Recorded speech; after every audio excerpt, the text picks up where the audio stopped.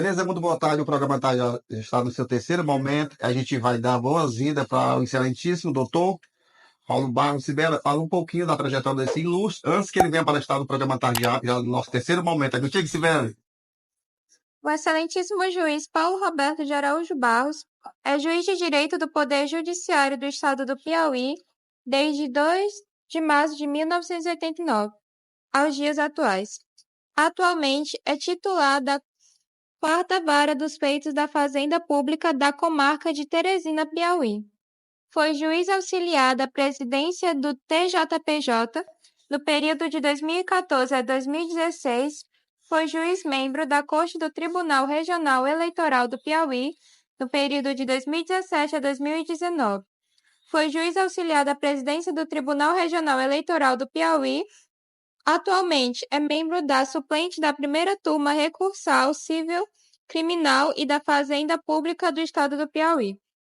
Mestrado em Políticas Públicas, Universidade Federal do Piauí, especialização em pós-graduação, lato sensu em Direito Eleitoral, especialização em pós-graduação, lato sensu em Gestão Judiciária e especialização em pós-graduação, lato sensu em Direito Civil e Processo Civil.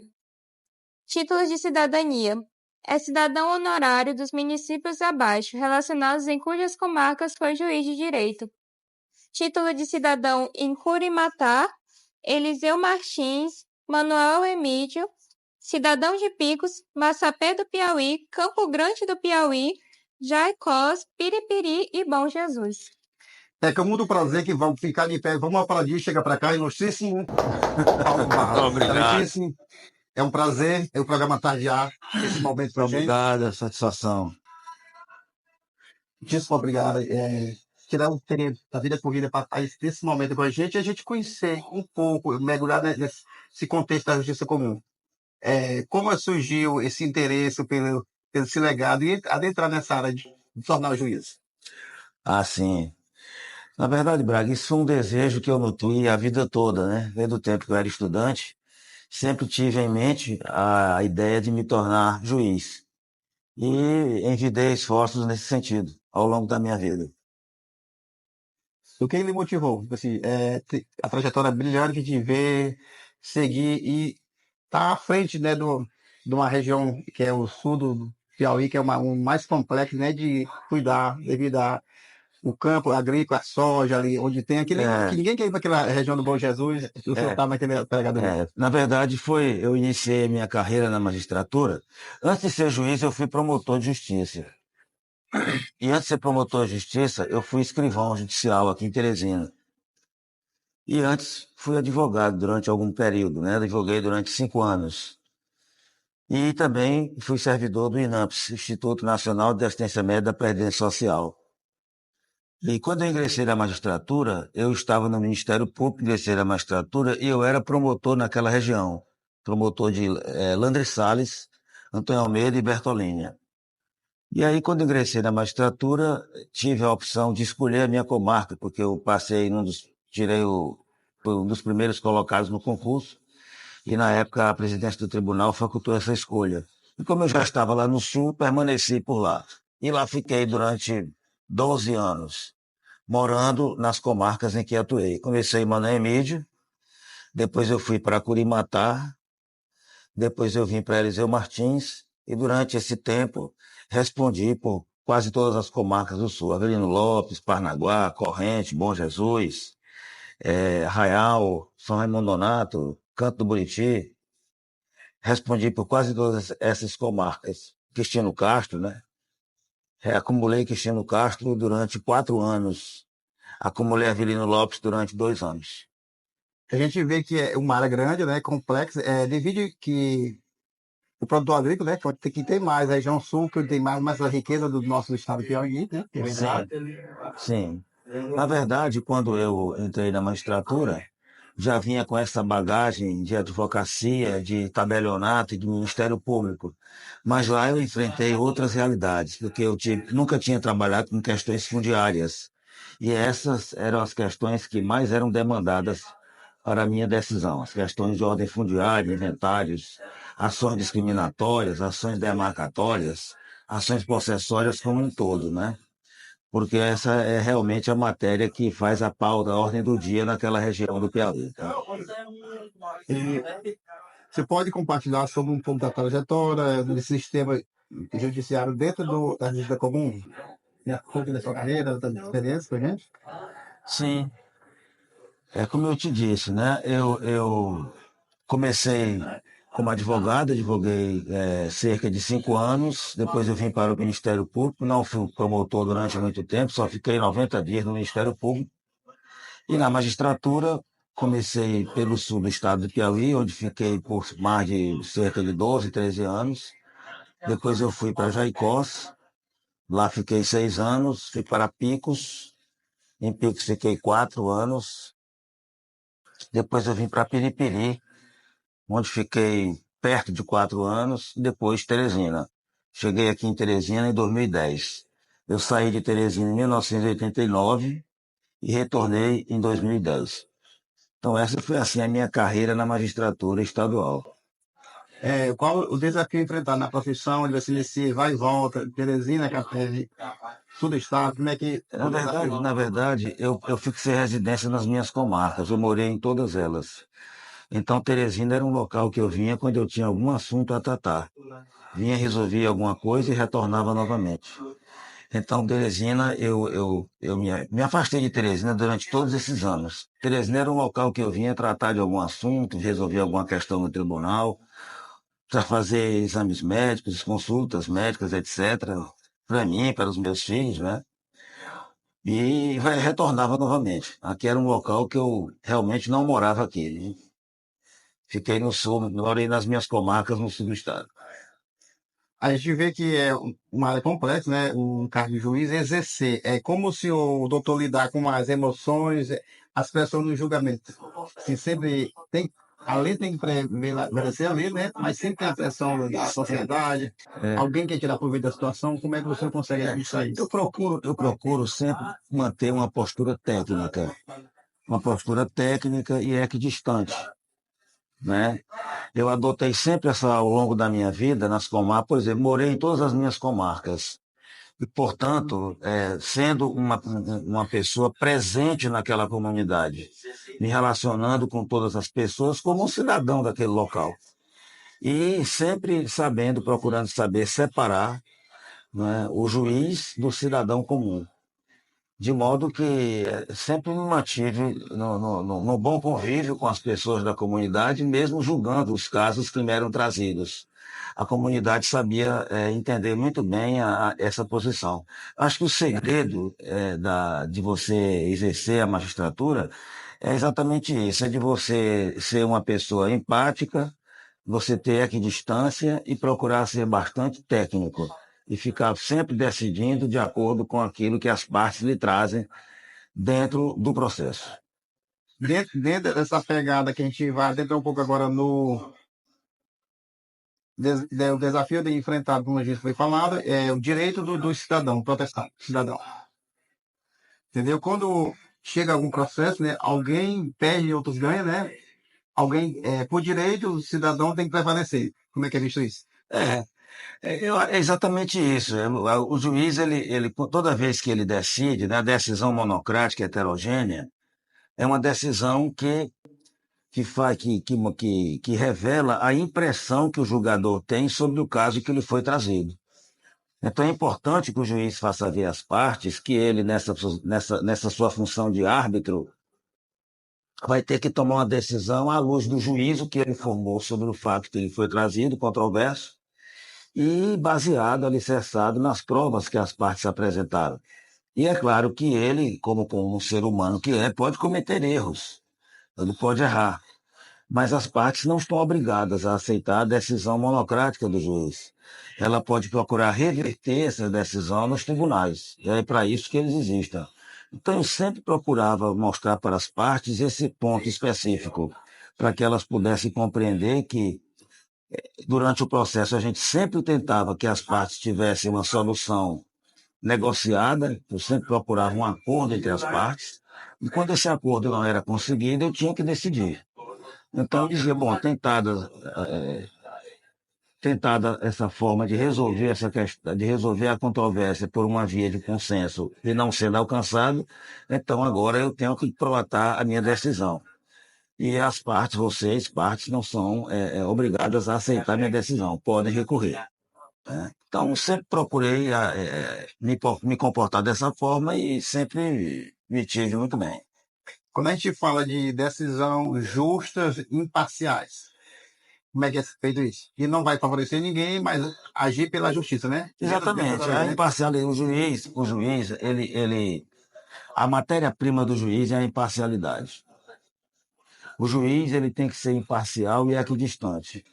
A partir do momento que o juiz perde esse atributo da confiança, da equidistância, ele não é mais ele não é mais um fator de equilíbrio. Ele passa a ser um pomo de discórdia.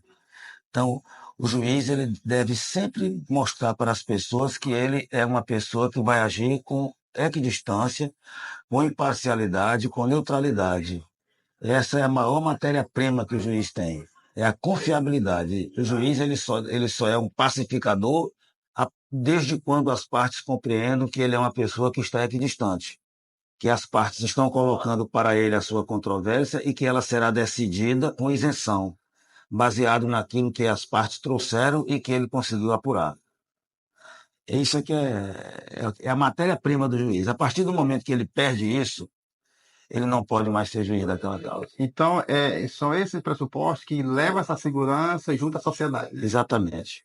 A sociedade busca uma pessoa séria, com clareza, mas que saiba separar, né? Exatamente. Para que as partes possam ficar nas suas casas, enfrentando o cotidiano das suas vidas, com a consciência de que aquela controvérsia que elas têm e que foi colocada para o crivo do judiciário vai ser decidida por uma pessoa imparcial. Ele fala muito de inovação. O que está por vir? Dentro da reforma, judiciário, o que tem de novo? Eu acho que o que hoje a justiça mais privilegia, inclusive se reveste numa política pública judiciária nacional, é a, é a, é a, é a resolução adequada dos conflitos. Porque nós, como seres sociais que somos, nós temos os nossos conflitos cotidianos que a nossa vida em sociedade nos faz ter. Todos nós que vivemos em sociedade temos os nossos conflitos.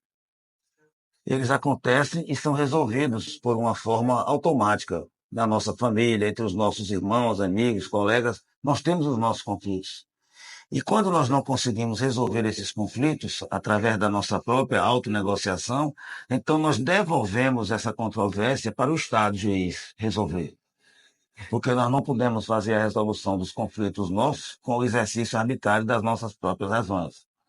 Então, o Conselho Nacional de Justiça, observando isso, lançou em 2010 uma resolução, a Resolução CNJ 125, com o desafio de difundir no Brasil uma política pública judiciária nacional de tratamento adequado dos conflitos de interesses, tendente a assegurar a todos a resolução dos seus conflitos através de meios apropriados. Né? Os conflitos seriam resolvidos, portanto, de acordo com a sua natureza e peculiaridade. Essa resolução ela vem mudando a cara do Poder Judiciário. Ela tem esse desafio, inclusive, de fazer com que as pessoas observem o Poder Judiciário não apenas como um local prolatador de decisões, de sentenças contra as pessoas, mas um local de harmonização social, de pacificação social, onde as pessoas procuram resolver as suas controvérsias com a possibilidade de efetivamente resolvê-las. Essa é uma nova política que a justiça brasileira vem desenvolvendo desde então, procurando priorizar essa fase autocompositiva, estimulando nas pessoas a ideia de que os conflitos que elas têm podem ser resolvidos por elas mesmas, e o Estado seria uma via alternativa. Quer dizer, o desafio seria fazer com que os conflitos sociais não se convertessem em disputas judiciais. A gente falta magistério para magistrado, para gerir mais processo, ou estão bem a parada? Mais novos concursos, para vir novos juízes? É necessário. É necessário, porque a população cresce em progressão geométrica e os seus conflitos também. Então, a existência de árbitros vai ser sempre necessária. Nunca é suficiente para atender essa demanda. O judiciário brasileiro, a nossa cultura, ainda é uma cultura muito beligerante. Existem muitas matérias que poderiam ser resolvidas por essa via. Aí é onde está o desafio dessa resolução. Procurar estimular nas pessoas a ideia de que elas podem resolver os seus conflitos. Quando não diretamente, como nós estamos aqui conversando, que é o natural, com o auxílio Mediador, de um né? mediador, de um conciliador, né? E quer dizer, daquela pessoa que desenvolve uma atividade técnica e que é imparcial e sem poder de decisão, mas que vai estimular e auxiliar as partes a desenvolver ou encontrar soluções para o conflito que elas estão enfrentando. Que possa ter um acordo, que não pode judicializar e é homologado pelo, né? Exatamente. É dentro da política do ganha-ganha, né? Onde todos ganham. Porque as decisões monocráticas, as decisões heterogêneas, elas nunca são decisões que a gente possa dizer que sejam absolutamente justas, porque elas refletem a visão de um terceiro sobre aquela matéria, né? Então, por exemplo, quando eu decido, eu sou um terceiro que estou me metendo dentro de um problema que não é meu, mas que foi trazido para a minha solução, né? Tipo assim, é possível tipo, fazer um acordo e ganhar tempo e diminuir o estresse, né? Que haver um processo que possa se alongar por 2, 3 anos, tu pode mediar um acordo ali e as partes resolvem. Exatamente. Existem determinadas matérias que efetivamente elas não podem ser alcançadas pela via do consenso. Existem matérias que o Estado realmente tem que se manifestar através de decisões heterogêneas, porque não é dado, inclusive, às partes fazerem isso. São aquelas ações que não são passíveis de transação, que envolvem direitos que não são disponíveis, né? Porque somente os direitos disponíveis é que podem ser objeto de transação. O que não é disponível às partes, é necessário que o Estado decida realmente, né? Para que haja uma manifestação estatal sobre aquela questão específica. Às vezes é necessário, elas existem. Mas essas matérias, elas não constituem a grandiosa maioria das demandas, né? A grandiosa maioria das demandas estão realmente nessas relações pessoais que envolvem o direito disponível. Como, por exemplo, questões relativas ao caso da família, guarda, pensão alimentícia, patrimônio, né, divisão de bens, tudo isso é direito disponível, né? Investigação de paternidade é um direito indisponível, mas que é passivo de transação. Então, essas matérias, elas são realmente, elas constituem a grandiosa maioria das demandas que são trazidas para o judiciário diariamente. Às vezes, por onde a gente vê no noticiário dos jornais, local tal como a precisa de uma certa mesmo desse processo. O que acontece? Tipo assim, a demanda é demais para pouco magistrado para poder suprir a demanda, né? Tem que acelerar os processos, porque como é que encaminha isso? Existe, como eu lhe falei, né? Existem, quando você tem um grande assoberbamento, um grande número de ações tramitando nos fóruns, então a justiça fica procurando maneiras de resolver isso, né? Muitas vezes fazendo mutirões, né? Trazendo uma força de trabalho para poder resolver essas questões pontuais e que foram se avolumando com o tempo, né? Assoberbando a justiça. Por exemplo, em matéria criminal, né? Então, a criminalidade cresce em progressão geométrica e nessa matéria a decisão tem que ser uma decisão heterogênea. Mas até nesse ponto, a justiça, as leis têm procurado maneiras de resolver. Por exemplo, quando instituiu a Lei 9.099, que instituiu as questões de pequenas causas, de alçada, não é? Que colocou determinados crimes como de menor potencial ofensivo, já foi procurando maneiras de diminuir as demandas que tramitam na justiça criminal. Por exemplo, quando ele fez o acordo de não persecução penal, é outra forma de evitar, de evitar a denúncia e a ação penal específica, não é?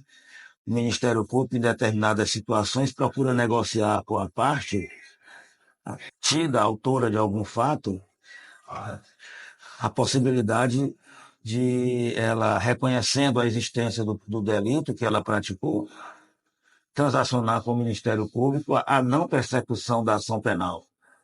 São maneiras que o judiciário que o legislador vai procurando para evitar o assoberbamento da justiça. Quando ele cria, por exemplo, a possibilidade de fazer inventários diretos nos cartórios extrajudiciais, a possibilidade de divórcio feito direto nos cartórios extrajudiciais, a questão do juízo arbitral, também é outra forma de evitar o ajuizamento de ações na justiça comum, onde as partes procuram, em suas transações comerciais, a opção de resolver as possíveis controvérsias desse contrato através de um juízo arbitral, onde eles elegem um árbitro que vai ser o responsável por dirimir as controvérsias que possam surgir daquele contrato, né?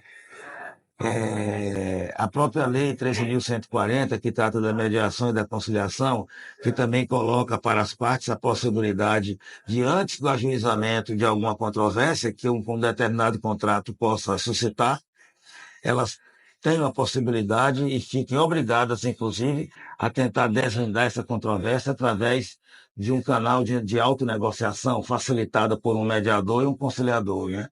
Então, são diversas maneiras que a justiça procura encontrar de evitar o assoberbamento da justiça, né? O assoberbamento dos fóruns, né? Quando a justiça, por exemplo, institui a tecnologia, hoje em dia você tem o processo judicial eletrônico, isso facilita muito, né? Porque, e ao mesmo tempo não, porque na medida que você facilita o acesso à decisão, também facilita o ajuizamento de ações, né? Então, o número de ações que ajuizadas é muito grande. Os escritórios de advocacia, muitas vezes, ajuizam muitas ações.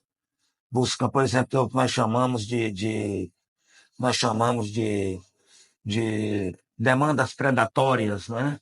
Que são aquelas, por exemplo, de empréstimos consignados, que os advogados ajuizam diversas ações contra bancos, alegando irregularidade nesses contratos de consignação e pagamento, né? Então, assim, quando você, por um lado, você tem uma facilidade, mas por outro, você também tem uma facilidade do ajuizamento de muitas ações, né? E a justiça vem procurando, ao longo do tempo, encontrar maneiras de ser mais efetiva, de ser mais pragmática, de procurar dar respostas mais rápidas para as partes. É o que todas elas querem, né? As pessoas, quando elas têm uma ação na justiça, elas buscam a solução desse conflito da forma mais rápida possível, porque decisões ficam pendentes de resolução, né? Uma ação para a vida da pessoa. Ela deixa de tomar diversas decisões por conta de uma ação judicial não decidida. E com a digitalização, com o avanço da mídia social, hoje os processos você tem acesso, facilitou a vida Do juiz, facilitou da justiça para... Sim, ajudou muito, porque o juiz ele pode remotamente despachar, né? Eu mesmo despacho no fórum, no meu expediente de trabalho, mas o momento em que eu mais despacho é quando eu estou em casa. É a hora que eu realmente trabalho mesmo, porque no fórum você atende as pessoas, advogados, né? Faz as audiências, mas o momento das decisões, o momento que você fica recluso para poder efetivamente analisar os casos e ir dando os seus impulsos, é quando você está em casa, né? É agora que o juiz mais trabalha quando ele está em casa. No momento notável que recentemente nós passamos no momento da pandemia, né? Todo mundo teve que fazer. Foi. Veja, isso daí foi uma experiência ruim que trouxe uma coisa boa. Dizem até, não é, que o homem, nós seres humanos, nós criamos muito mais quando diante das dificuldades. Por exemplo, as grandes invenções da medicina, da tecnologia, da engenharia, ocorreram durante as guerras. A princípio com um propósito ruim, porque era uma guerra, um conflito, que as pessoas inventavam coisas para atacar as outras, mas que depois se reverteram em benefício para a humanidade, muitas descobertas ocorridas nesse tempo, né? Então a pandemia da Covid, que trouxe um momento dificílimo para a humanidade. Quem imaginaria, por exemplo, Nova York parada, Tóquio parada, Pequim parada, São Paulo parado, o mundo todo parado, não é? Foi péssimo, mas ao mesmo tempo fez com que o homem procurasse caminhos para resolver aquele problema. Então, isso deixou um legado, né? Na justiça, por exemplo, a possibilidade das audiências virtuais, remotas, né? Então, eu mesmo, através desse processo, fiz audiências com as partes, por exemplo, uma parte no Rio Grande do Sul, uma outra em São Paulo, e o advogado, eu fiz uma audiência que o advogado, por exemplo, estava em Paris, né? E participou da audiência a partir de lá, né? Não é isso. Você toma um cafezinho? Tomo. Prepara um cafezinho pro doutor. Então veio para ajudar, né? De certa forma, todo mundo teve essa experiência desagradável, mas o aprendizado veio, né? Sim, sim. Ficou esse benefício, né? Hoje, por exemplo, os advogados, eles preferem conversar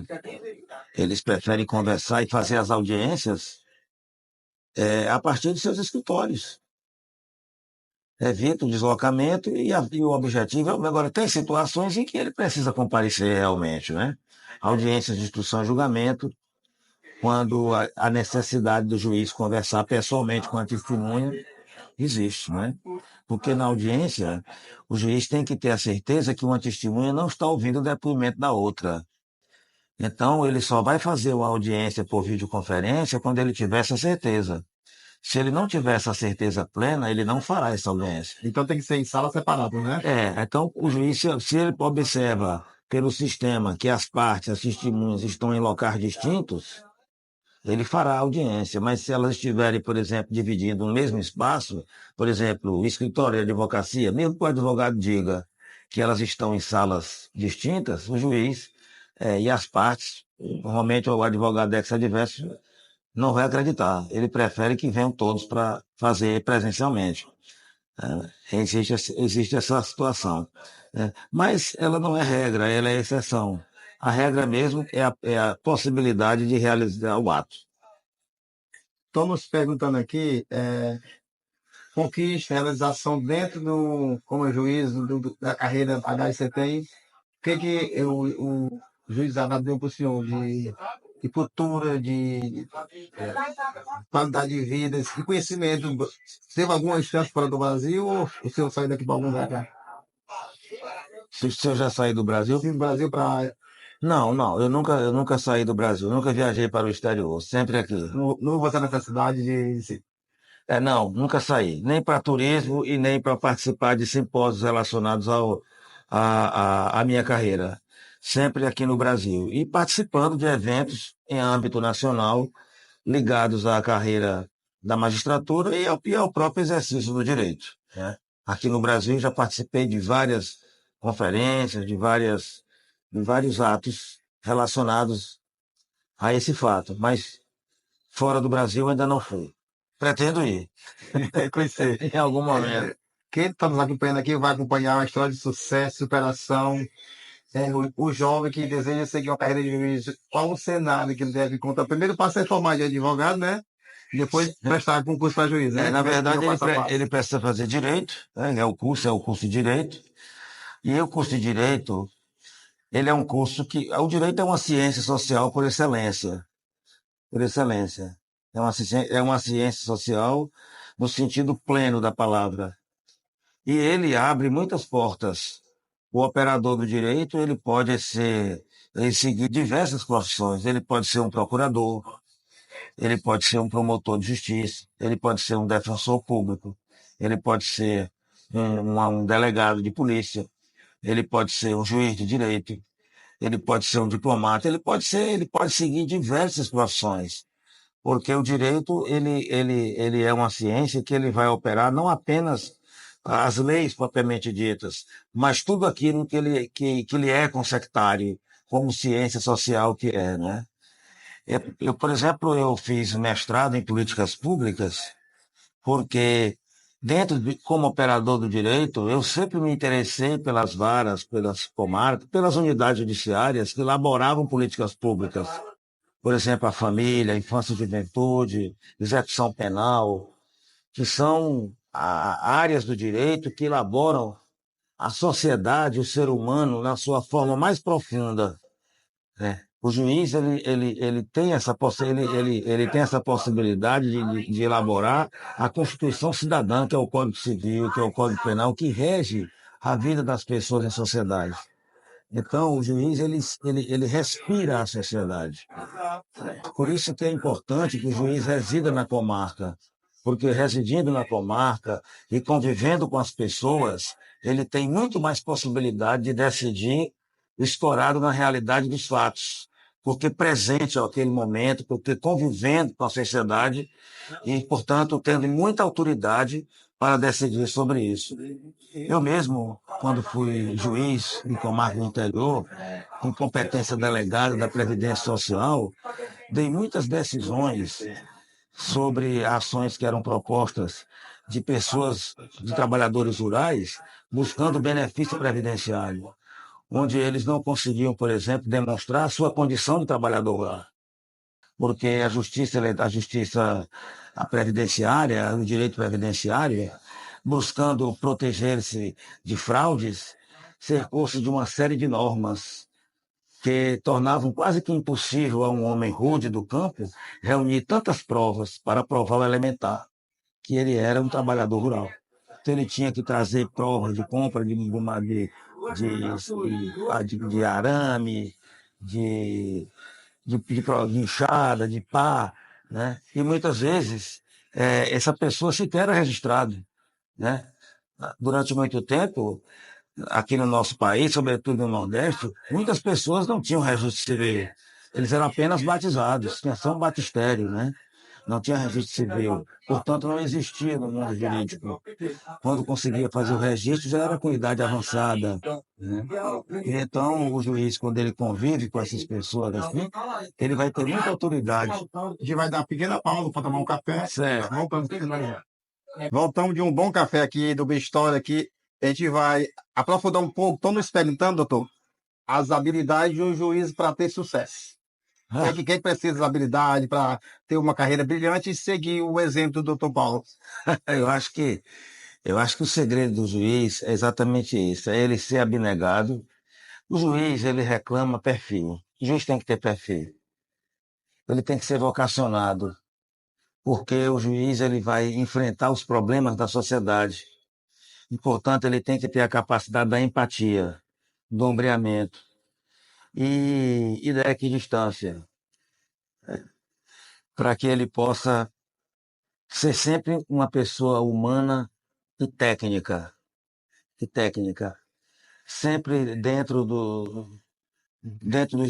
sempre tendo a imparcialidade como um carro-chefe, porque é exatamente a matéria-prima do juiz. O juiz ele é uma pessoa que ele trabalha com aquilo que não é dele, ele trabalha com o direito dos outros e com a responsabilidade tremenda de dirimir o conflito que aquelas pessoas lhe trouxeram.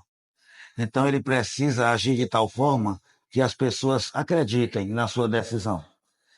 E ele só vai conseguir passar essa confiança a partir do momento que ele se estriba nessas colunas que eu acabei de declinar.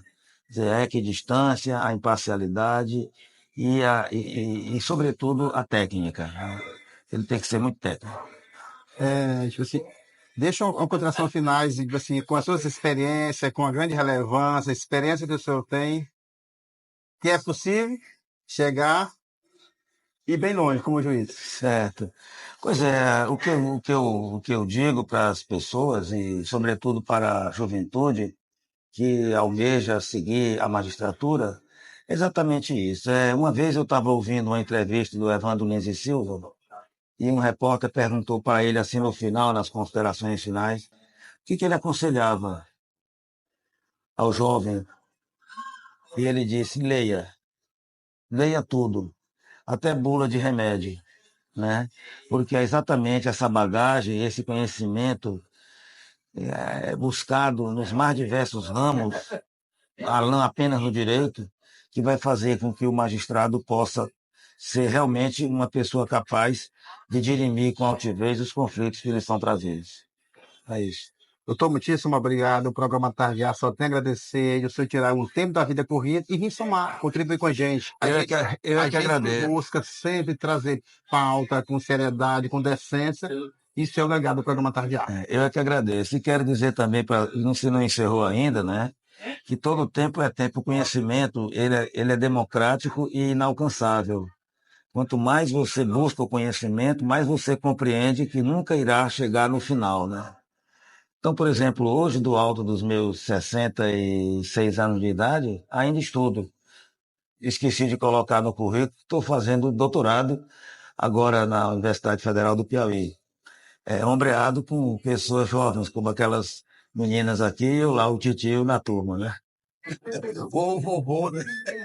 Pois é, então, pensado nesse momento, feito e projetado com nossos parceiros, que é a Papelaria FG, que são uma caneca com a sua foto, e muito o tema obrigado. retratado voltado para o nosso Brasil. Muito obrigado, muito obrigado. A obra é sua e ficaremos de pé para nós registrar nesse momento da foto final do nosso vídeo. Certo. Olha aqui, rapaz.